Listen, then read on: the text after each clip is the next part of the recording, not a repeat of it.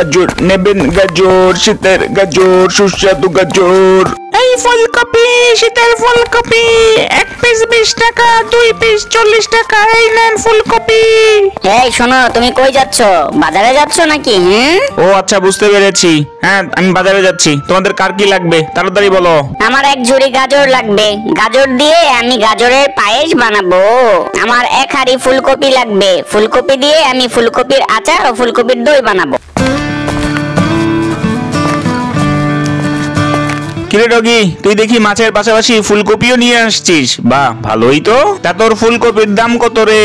আরে লালটু ভাই, তোমার জন্য কোনো দাম আছে নাকি? নাও নাও, এটা তুমি পুরোটা নিয়ে নাও। এই আম্বা, তুই এই 1 ঝুড়ি গাজর আমাকে দিয়ে দে, আমাকে নিতে হবে বাসায়।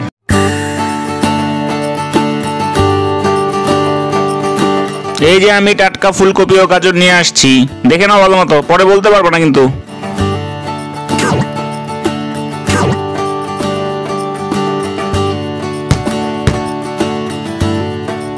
আমার লাল্লু সোনা, গাজরের দইটা একটু খেয়ে নাও তো, খুবই ভালো লাগবে।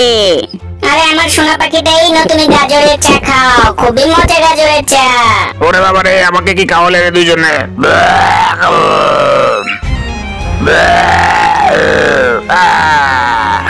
হ্যাঁ রে, আমার লাল্লুর কি হইলো রে? আমার লাল্লুর কি হইলো? ওরে লাল্লু, কি হইলো? হ্যাঁ রাজা, তোমার জন্য আমি মধু দিয়ে মাছ ফ্রাই করেছি, খুবই সুস্বাদু, একটু খেয়ে দেখো না।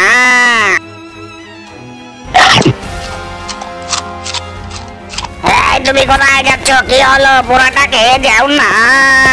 কি খাওয়ালো রে বাবা রে?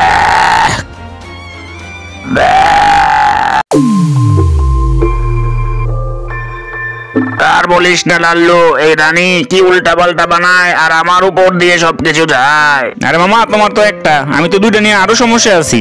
একটা গাজরের চা বানায় আর একটা ফুলকপির দই বানায়, এইগুলো খাওয়ায় আমার জীবনটাকে একেবারে শেষ করে দিছে। আমি তো অজ্ঞান হয়ে গেছিলাম। আমার মাথায় একটা বুদ্ধি এসেছে, আমরাও এভাবে রান্না করে ওদেরকে খাওয়াবো, তাহলে ওরাই মজাটা বুঝবে।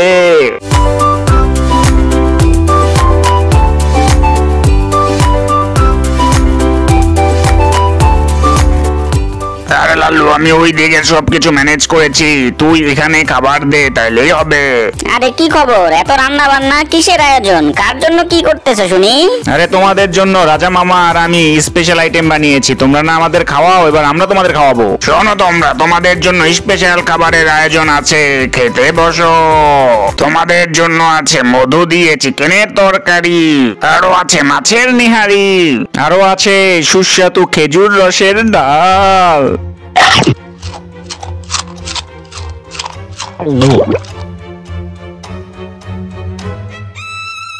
ওরে বাবারে, আমার এমন কেমন লাগছে, মাথা ঘুরছে, পেট করছে। ওরে বাবারে, আমারও কেমন যেন মাথা ঘুরাচ্ছে।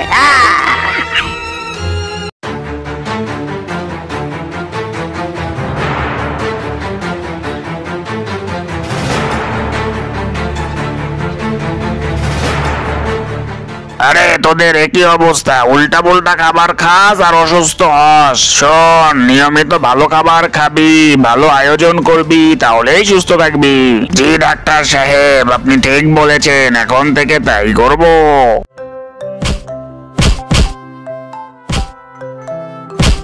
আরে ডগি, খুবই খারাপ একটা কাজ করছি, উল্টা পুল্টা খাবার খাওয়ায় আমার বউরে অজ্ঞান বানায় ফেলছি। তাহলে লাল্লু, ওদের কাছে সত্যিটা বলে দে, তাহলে ওরা মাফ করে দিবে, তুইও ভালো লাগবে। শোনো তোমরা, তোমাদের খাবার অত্যাচারের জন্য প্রতিশোধ হিসেবে আমরা নিজেরা রান্না করে তোমাদেরকে খাওয়িয়েছি, আমাদের মাফ করে দিও। ও, তোমরা প্রতিশোধ নেওয়ার জন্য এটা করেছো? দাঁড়াও, দেখাচ্ছি তোমাদের। লাল্লু ভাগ, বাঁচতে চাইলে তাড়াতাড়ি ভাগ। এই ফাজিল গুলা, দাঁড়া দাঁড়া বলছি। ওরে বাবা রে, মরে গেলাম রে, আর মেরো না রে, ওরে রে। ওরে মাগো, ওরে বাবা রে, আর করবো না, আমি আর করবো না, আমি কিন্তু আর করবো না রে। এই যে শোনা বলবো, তোমাদের কাছে মাপ চাই। এই যে আমি কানে ধরতেছি, আমি আর করবো না, আর করবো না এরকম। সেইবারের মতো সুযোগ দাও। ভাবি, প্রথমবারের মতো ওদেরকে ছেড়ে দেন, ভবিষ্যতে করলে কিন্তু আবার খবর আছে। মনে থাকে যেন এটাই প্রথমবার ও শেষবার, আবার করলে খবর করে ছাড়বো।